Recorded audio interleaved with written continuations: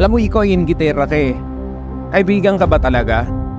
Kasi kung kaibigan ka, hindi ba dapat sinusuportahan mo yung kaibigan mo? Bakit yung isip mo laging nakatingin sa kaibigan mo tapos kinukumpetensya mo? Magbibigay sa'yo ng achievement, ikikwento sa'yo, babarahin mo. Kaibigan ka ba talaga?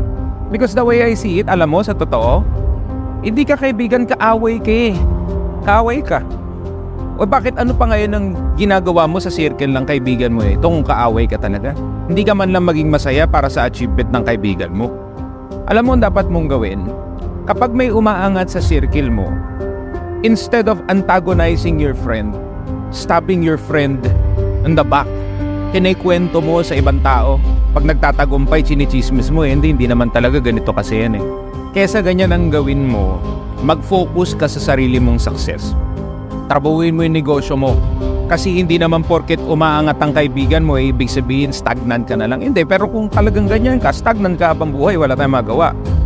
Pero kung gusto mo ring umasenso, gamitin mong inspirasyon yung journey ng kaibigan mo at trabahuhin mo yung sarili mong pangarap para panalo yung kaibigan mo, panalo ka din.